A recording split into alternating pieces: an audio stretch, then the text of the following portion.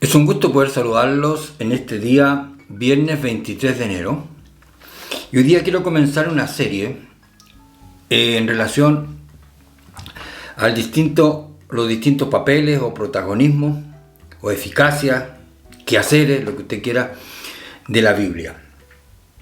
Y me ha movido esto leyendo el Salmo 119 por completo, donde he de alguna forma seleccionado algunos versículos para argumentar que la Biblia no es un libro religioso, que el cristianismo no es una religión.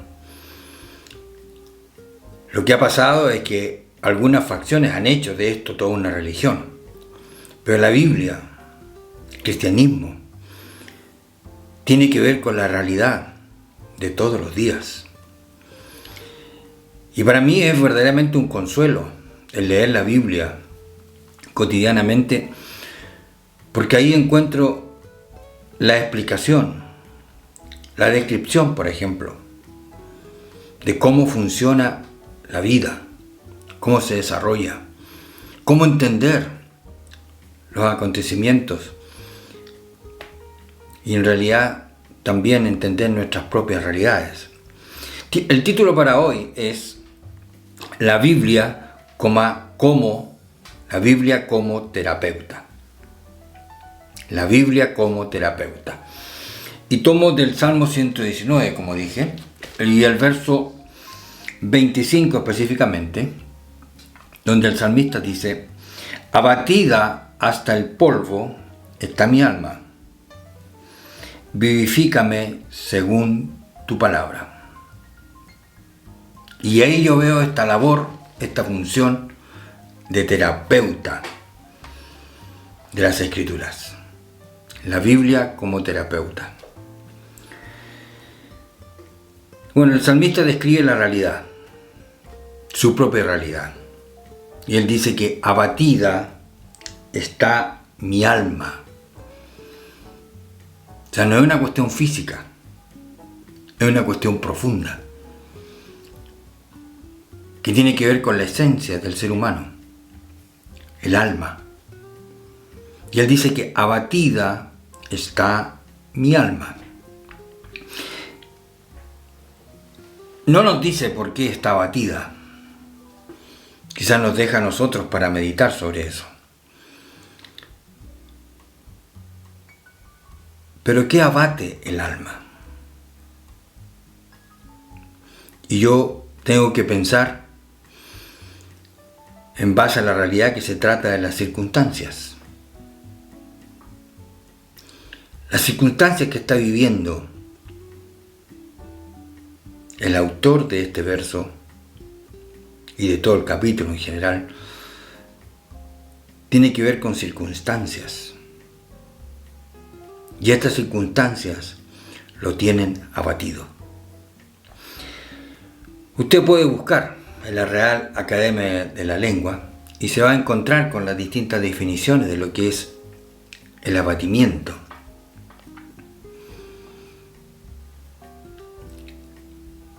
Tiene que ver con el desánimo,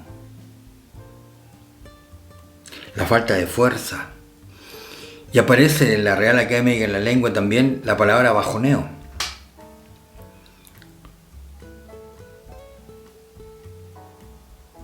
Postrado.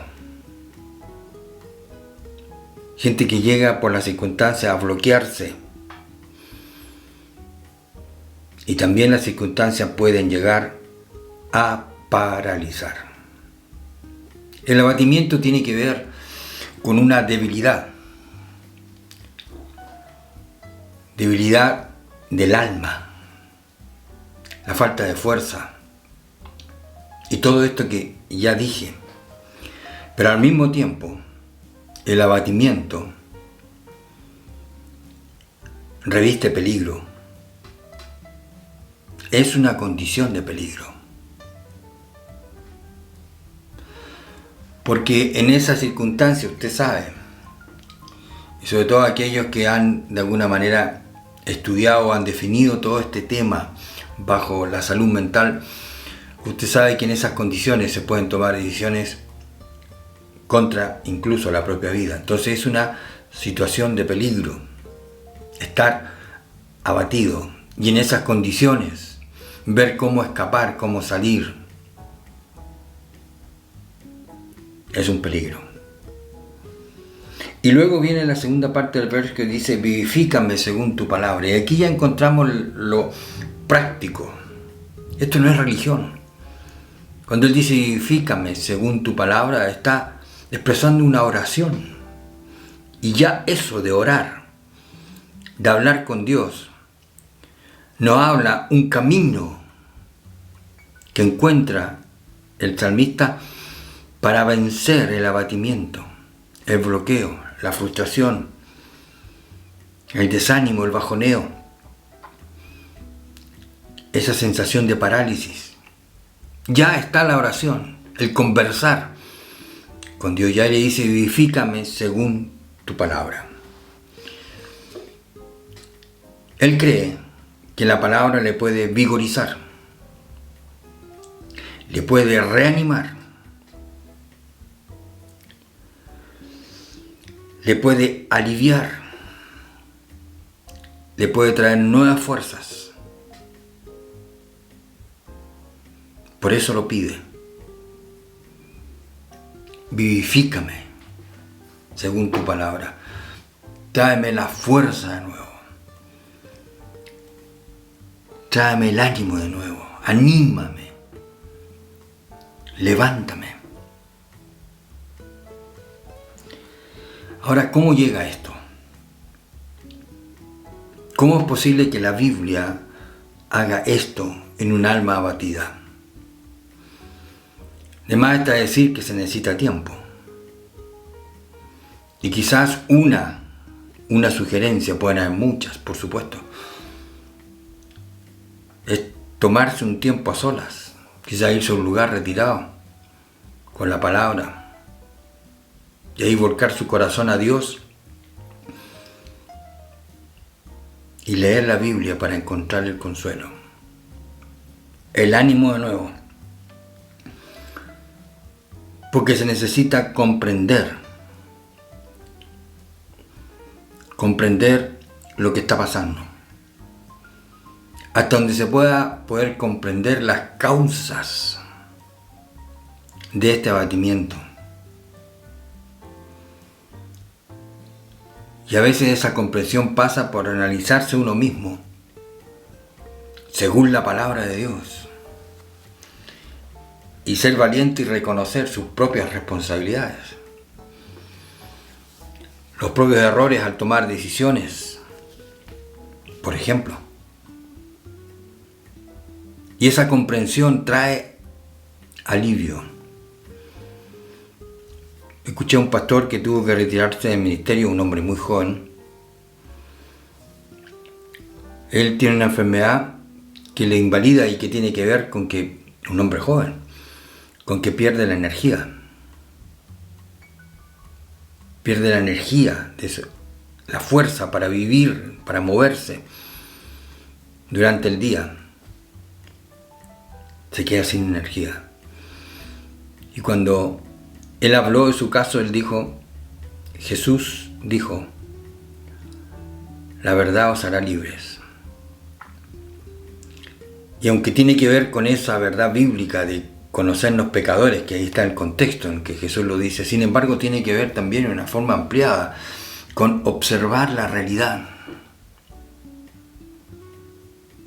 Conocer la realidad. Y muchas veces, insisto, esta realidad de este abatimiento puede ser producto de las propias malas decisiones.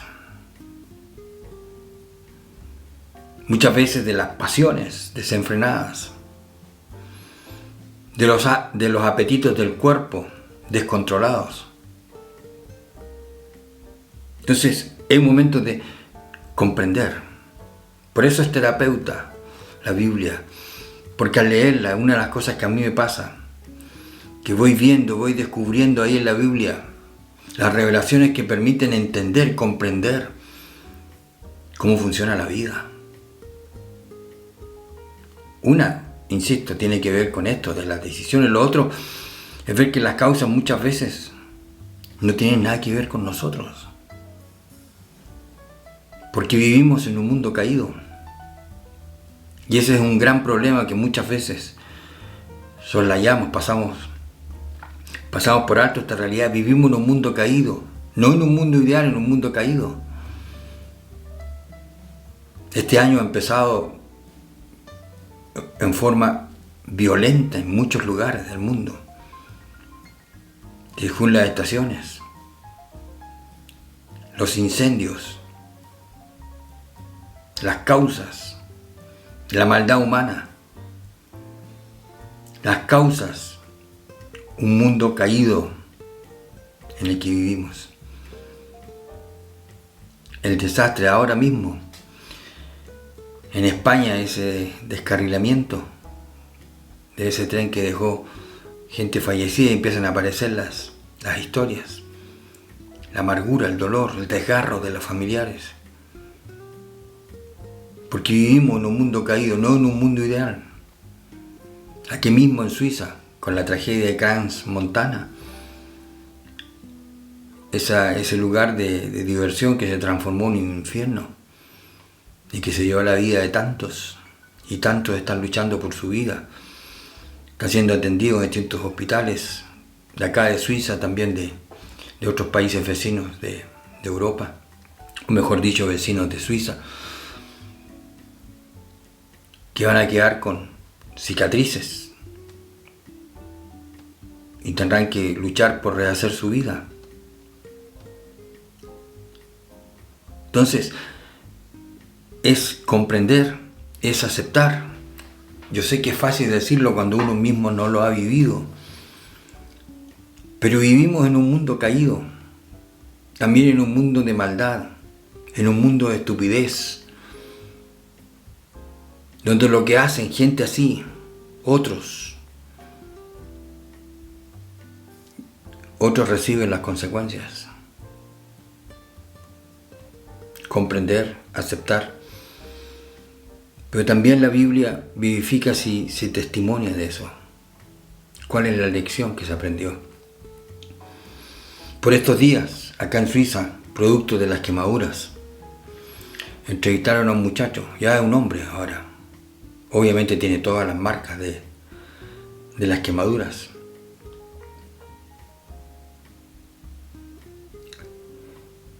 ¿Y saben cómo se quemó?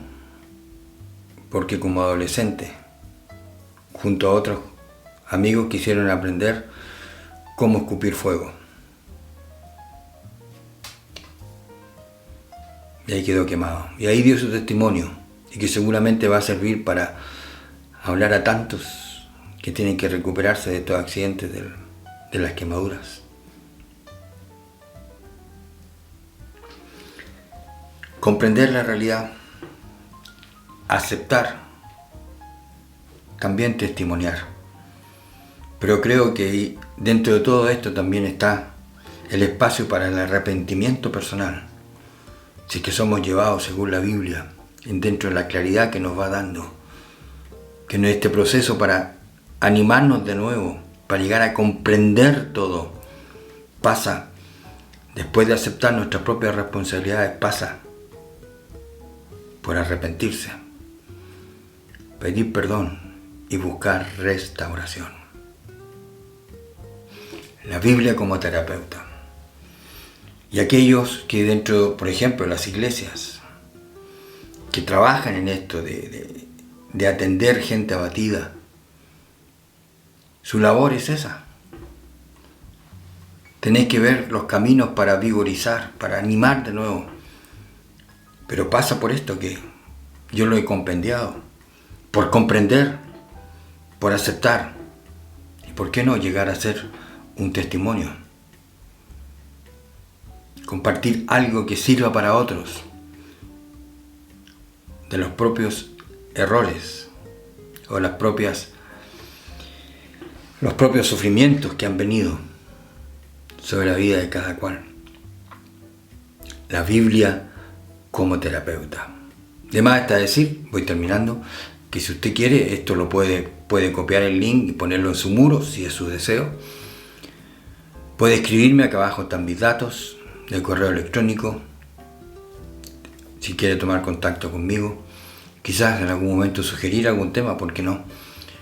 Yo le agradezco por su atención, deseo que se cuiden y será hasta una próxima oportunidad.